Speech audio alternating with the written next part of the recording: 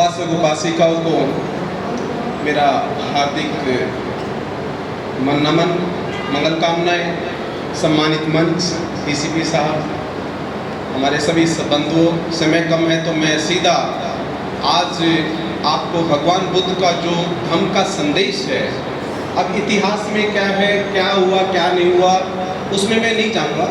15-20 minute में आपको एकदम से क्रक्स जो है इसका जिस्ट बताना चाहता हूँ कि धम्म क्या है। क्योंकि धम्म को अगर सुनने के बाद भी आपके जीवन में अगर बदलाव नहीं आया तो समझिए ना तो आपने धम्म सुना, ना ही आपने भगवान बुद्ध के रास्ते का एक अंश भी समझा और अनुसरण किया। इसमें सबसे पहली कड़ी ये शुरू होती है कि भगवान बुद्ध को स्वयं ही जब ये ज्ञान प्राप्त हुआ तो उनको ही ये चुनौती सामने आई, क्या मैं इस दुनिया को जब ये बताने जाऊंगा कि इस दुनिया में बाहर कोई भी देवी देवता, कर्मकांड, भाग्य, भगवान, ईश्वर, अल्लाह, कोई भी ऐसी शक्ति नहीं है। कोई भी कर्मकांड 1% तो बदलना, भाई मुझे कई साल हो गए कहते कुछ लोग 1% बदलना, कोई भी कर्मकांड ईश्वर, अल्लाह, वाहिगुरु, बाहर की ऐसी ताकत नहीं है जो तुम्हारा कल्याण कर सके। तुम्हारा कल्याण स्वयं तुम ही करोगे। इसलिए भगवान बुद्ध ने कहा आता दीपा भाव। इसको मैं आगे सिल्वर परामर्श गोल में से कनेक्ट करूंगा।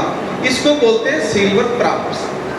दूसरी बात जो भगवान बुद्ध ने बताई कि हम लोग इस दुनिया में अज्ञानता से, क्योंकि हम जानते नहीं हैं, जिसको अविद्या कहते हैं, अविद्या में अकुशल कर्म करते हैं और अकुशल कर्म के कारण से इस दुनिया में हम संसारिक भोग विलास में जो मन की तृष्णाएं हैं, जो मन के विकार हैं, जो नौर सिंह जी ने बताया, इस मन के जो विकार हैं, क्या क्या विकार हैं?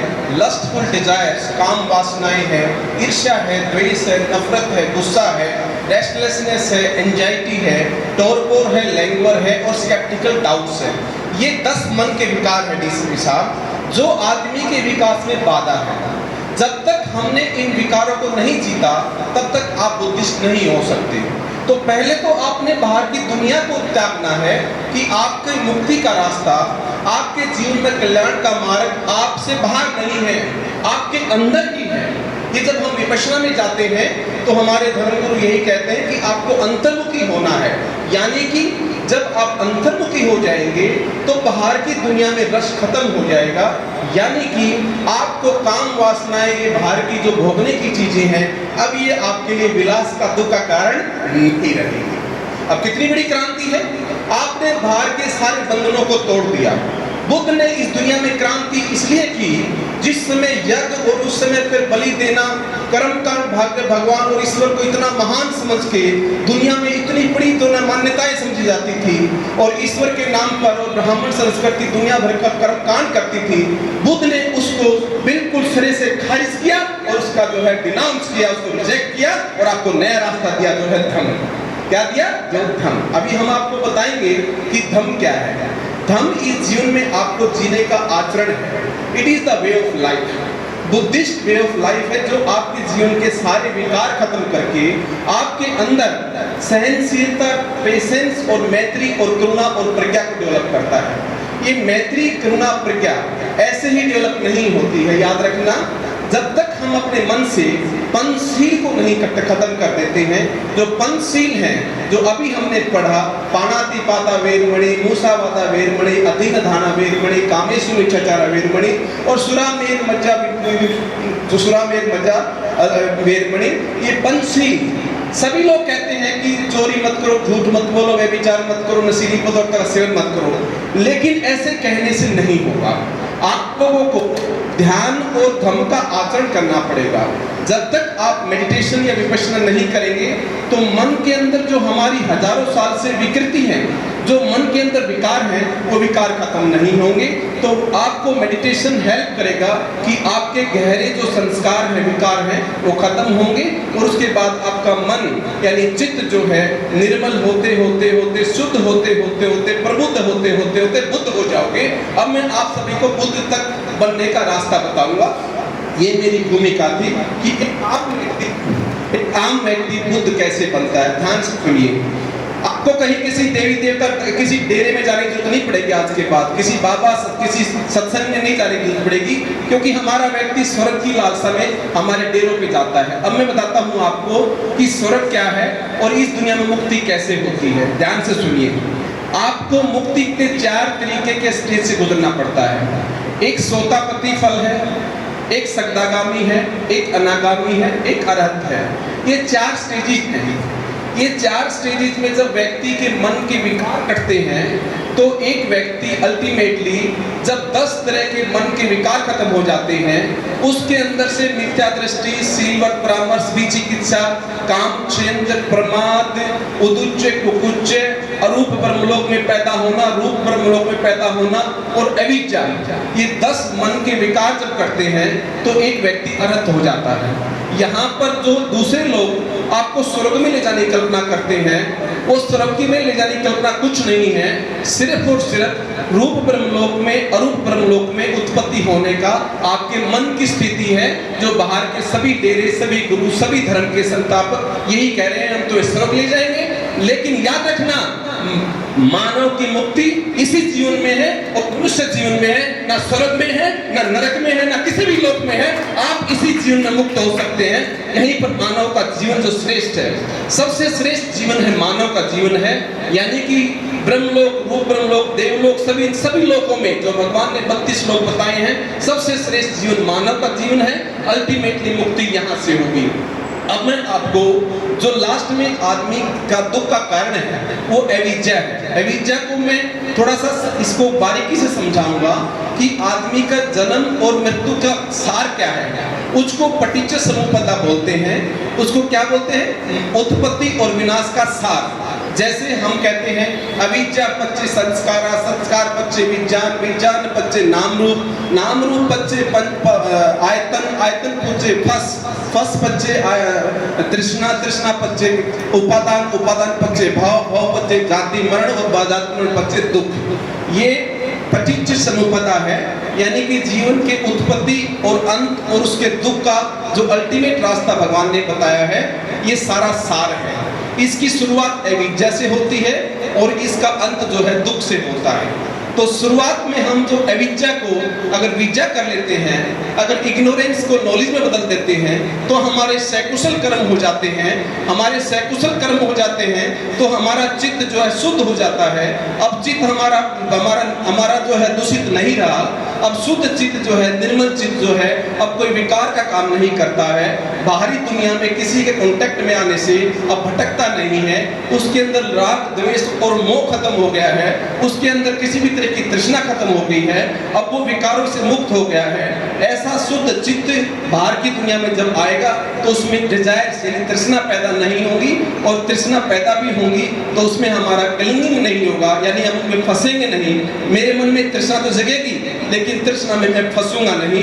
अल्टीमेटली ऐसा करके मैंने सारे अपने अवगुणों को, अकुशल कर्मों को रिवर्स कर दिया, चित्त को शुद्ध कर लिया। चित्त को शुद्ध करके निर्मल करके मैं शुद्ध होते होते प्रबुद्ध होके और बुद्ध हो गया। अब यहाँ पे जो लास्ट में मैंने आपको बताया दुख है। अब दुख को भगवान बुद्ध को जो 4 ज्ञान प्राप्त हुए, अब उसको आप समझिए दुनिया में बुद्ध ने क्या ज्ञान प्राप्त किया। नंबर 1 दुनिया में दुख है, नंबर 2 दुख का कारण है, नंबर 3 कारण का निवारण है, और नंबर 4 निवारण का रास्ता है, और वो है ये 4 भगवान बुद्ध ने आर्य सत्य ज्ञान प्राप्ति के बाद दुनिया को बताए।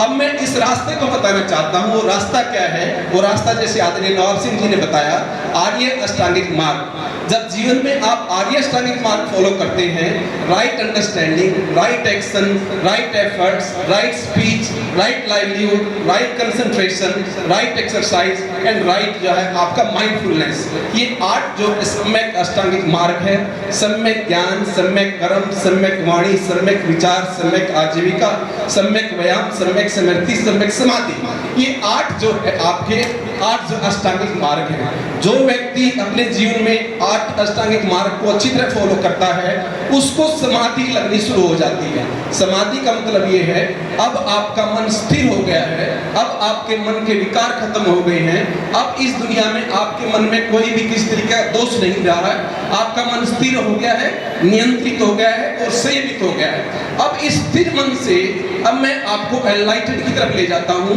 कि एक व्यक्ति जैसे भगवान बुद्ध एनलाइटेंड कैसे हुए, उसके 7 फैक्टर्स हैं। 7 फैक्टर्स में क्या होता है? सबसे पहले आपके अंदर राइट माइंडफुलनेस होनी चाहिए।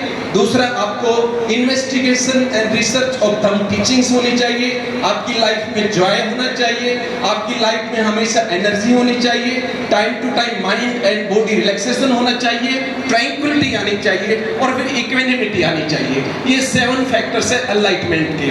यानी कि एक व्यक्ति सम्यक समाधि के बाद में सम्यक बोधि कैसे प्राप्त करेगा, उसके मैंने 7 भुजांग बताए हैं। यानी कि हर व्यक्ति हमेशा सम्यक स्मृति में रहेगा। सम्यक स्मृति का मतलब है कि आप जिस समय जो कर रहे हो, आप उस समय उस समय वहीं पर हैं। आप ना पास्ट में हैं ना फ्यूचर में हैं। मैं इस समय बोल रहा हूं तो मुझे पता है मैं क्या बोल रहा हूं, कितना बोलना है, क्या बोलना, कैसे बोलना है। हमेशा प्रेजेंट में जीना, उस टाइम अलर्ट रहना, ये राइट माइंडफुलनेस है। और जो राइट माइंडफुलनेस में रहता है, सम्यक स्मृति में रहता है, वो कभी ना कभी आपका बोधि तो प्राप्त कर लेता है। लेकिन दूसरा उसका जो अगला फैक्टर है वो ये, आप समय समय पर जो धम्म सीखा, धम्म हमने क्या सीखा, आचरण में जो हमने पंचशील, त्रिशरण आपने जो लिया, मैत्री, करुणा, प्रज्ञा जो आपने अपनाया, उन सबको जीवन में अपनाकर धम्म का आचरण करते करते डेली देखते हैं कहीं मेरी लाइफ में गलत तो नहीं हो रहा है, कुछ में गलत तो नहीं, कुछ मेरे से चूक तो नहीं हो रही है। और धीरे धीरे करके आपका जीवन निखरता जाता है। उसमें 2 चीज जरूरी है। एक तो जॉय होना चाहिए, क्योंकि निराशा, उदासी और आलस्य, ये 3 चीज जो है ये आपके विकास में बाधा है। नेगेटिविटी है जो क्या क्या कि टॉर्पोर, लैंग्वर एंड द आपकी जो है निराशा, प्रमाद, ये 3 चीज आपकी जो लाइफ में बाधाएं हैं। आप जॉय में रहना चाहिए और एनर्जी होनी चाहिए। आपकी लाइफ में अगर एनर्जी नहीं है तो आप काम नहीं कर सकते हैं। सम्यक संकल्प के लिए जो वीर्य का होना जरूरी है, इसको वीर्य कहा गया है, साहस। किसी भी काम को करने के लिए साहस होना चाहिए। और साहस तभी होगा जब आपके शरीर में और मन में ताकत होगी। और शरीर की ताकत आप अपनी एनर्जी बाहर से लेते हैं और मन की ताकत ध्यान से और धम्म से लेते हैं। ये दोनों का बैलेंस जब आपका शरीर और मन का हो जाएगा तो आपके जीवन में बोधि प्राप्त होगी। उसके बाद में 5वां स्टेप है, समय समय पर मन की और शरीर की आप जो ना रिलैक्सेशन करेंगे। और 6वां स्टेप फिर जो आएगा, आपके जीवन में प्रीति आ जाएगी, आप खुश रहेंगे, मैत्री में रहेंगे। ये करुणा मैत्री अब आएगी आपके अंदर। आप हमेशा खुश रहेंगे, प्रसन्न रहेंगे, आपके जीवन में बाहर आ जाएगी, नेगेटिविटी नहीं रहेगी। आप सबकी मदद करने के लिए तैयार रहेंगे, जीवन में हमेशा हर्षोल्लास में रहेंगे। आप अच्छा करने की सोचेंगे, कल्याणकारी विचार आएंगे, समाज में अच्छा सद्भाव पैदा करेंगे। ऐसा करते करते आपके अंदर इक्विनिमिटी आ जाएगी। और इक्विनिमिटी का मतलब है now you are in a state of mind where your mind is in its equanimous state of mind. Equanimous state का मतलब है कि अब आपका मन ऐसा हो गया है, इतना स्थिर और संयमित और नियंत्रित हो गया है, वो राग, द्वेष, मोह, यश, अपयश, लाभ, हानि, दुख, सुख या किसी भी तरीके मान सम्मान से परे हो गया है।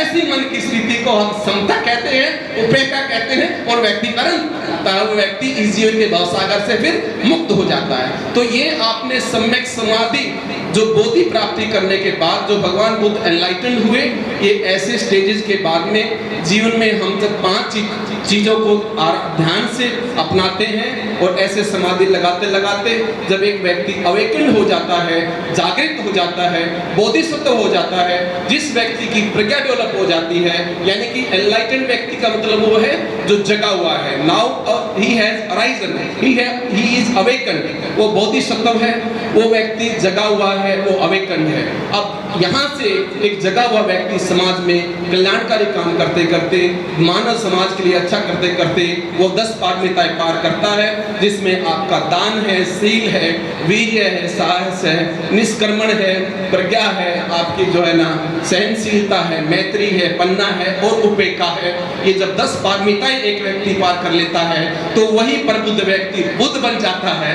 और बुद्ध जो बनने के बाद में सम्यक संबुद्ध तो खैर भगवान बुद्ध ही बन सकते हैं, लेकिन बुद्ध जो है इस जीवन में आज अगर आप एनलाइटन हो जाते हैं तो अगले किसी भी 7 साल में या अगले किसी जन्म में आप बुद्ध बन सकते हैं और वही काम जो भगवान बुद्ध इस दुनिया में दुनिया को चमका के गए आप भी वो काम कर सकते हैं। ये बहुत सरल रास्ता है, कोई बड़ी साइंस नहीं है, ना मंत्र लगाना है, ना झाड़ू फूकना है, ना तबीज पहनना है, ना गंडा डोरी पहनना है, ना बलि देनी है, ना हवन करने हैं, ना पूजा पाठ भी नहीं करनी है। तो ये भी नहीं है कि सुबह से आपने धूप अगरबत्ती लगानी है। मैं 7 साल से भगवान बुद्ध के धम्म का आचरण कर रहा हूँ। 7 साल से मैं दिन रात जो है धम्म के आचरण पे चला और 7 अष्टांगिक मार्ग से चलते चलते मैंने कभी बुद्ध के सामने दिया बाती अगरबत्ती मोमबत्ती नहीं लगाई, क्योंकि यहाँ पर जो है पूजा पाठ भी नहीं करना है, सिर्फ आपने धम्म का आचरण करना है, अपने अंदर जो है सारे व्यवहार में इन शिक्षाओं को लाना है। ऐसे करते करते आप शुद्ध होते होते प्रबुद्ध होते होते बुद्ध हो जाएंगे और दुनिया में कोई भी हो सकता है, सब कल्याण कर सकते हैं। ये बहुत सरल रास्ता है, चलने की जरूरत है, कहने में आसान लगता है लेकिन आपको बहुत मेहनत करनी पड़ेगी। ऐसा नहीं है कि जो मैंने 5 स्टेप्स में बुद्ध का सारा धम्म समझा दिया है तो आपको इतनी आसानी समझ में आ जाएगा। ये बहुत ही मुश्किल से घंटों घंटों की विपश्यना मेडिटेशन, धम्म का आचरण, सहनशीलता, tolerance, forgiveness, kindness, flexibility and diplomacy, बहुत सारी चीजें हैं। एक सम्यक आचरण, सम्यक व्यवहार, सम्यक वाणी, सम्यक ज्ञान, दुनिया में हर जगह आपको हर क्षण वो कार्य करना है जो किसी के मन को, किसी को भी दुख ना पहुंचाए, आपकी वाणी से, विचार से, कर्म से किसी को आहत ना हो, आपके मन में मैत्री और करुणा और आओ और आप प्रज्ञावान हो के, दयावान हो के दुनिया के लिए कल्याणकारी काम करें। जैसे हमारे भगवान बुद्ध, बाबा साहब, हमारे नानक गुरु और गुरु नानक जी और कबीर रविदास और हमारे संत हुए हैं, ऐसे कोई भी व्यक्ति हो सकता है अगले व्यक्ति आप भी हो जो प्रबुद्ध हो जाए, अनलाइटेंड हो जाए। तो इन्हीं सब बातों के साथ में मैं तो ये कहना चाह रहा हूँ, जागो साथियों, अब तो जगो, ये भगवान बुद्ध का दौर है, ये दोबारा बुद्ध का शासन शुरू हुआ है।